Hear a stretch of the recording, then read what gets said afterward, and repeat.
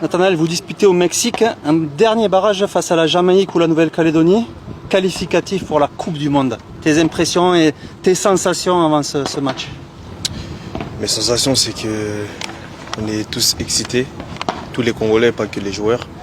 Et on sait, on est conscient qu'on peut réaliser quelque chose d'énorme, quelque chose d'extraordinaire. Que depuis plus de 50 ans, le pays n'est pas allé à la Coupe du Monde. Et on peut réaliser ça. Et franchement, ça peut être magnifique et historique. Vous aviez créé la sensation, en éliminant notamment le Nigeria et le Cameroun, je crois, avant. Lors des précédents barrages, c'était déjà exceptionnel. Ouais, c'était déjà exceptionnel parce que c'est deux grandes nations qui nous ont donné du fil à retordre quand même. Mais on a réussi à les battre. Et vu qu'on les a battus, je pense qu'on est capable de réaliser de grandes choses et même de remporter cette place à la Coupe du Monde. Ça représente quoi cette sélection pour toi du Congo et quel est ton rôle dans cette équipe sur le terrain? Non, ça représente tout pour moi, ça représente ma jeunesse, mon enfance, ma culture. Ça représente, c'est une fierté déjà de représenter mon pays, de représenter mes origines, de là où mes parents viennent. Et franchement, c'est toute ma vie le Congo aujourd'hui et je vais tout donner pour aider l'équipe à obtenir cette place. Et je dirais mon rôle aujourd'hui, c'est d'apporter ma fraîcheur, ma jeunesse, mon enthousiasme et apporter ma pierre à l'édifice pour aider l'équipe à gravir les échelons et à progresser. Tu as un rôle un peu comme à Montpellier au début, sur un côté, un peu plus en retrait. Comment ça se passe pour toi généralement sur le terrain? Non, généralement j'ai un rôle assez libre.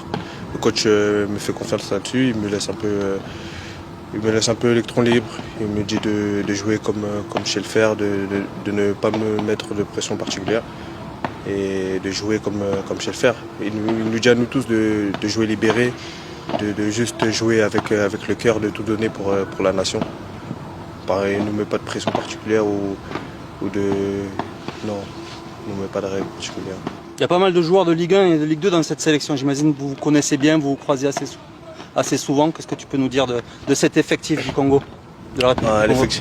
On voit que c'est un effectif assez riche en joueurs, assez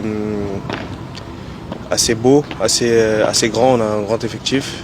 On peut varier, on peut faire 3-4 équipes faciles. Et aujourd'hui, on voit qu'on est en montée, on progresse année après année et ça c'est magnifique. Un possible groupe avec le Portugal, la Colombie et l'Ouzbékistan, ça met des étoiles dans les yeux? Ouais,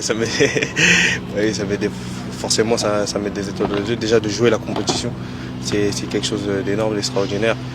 C'est les grands joueurs qui jouent, c'est un rêve qu'on peut réaliser.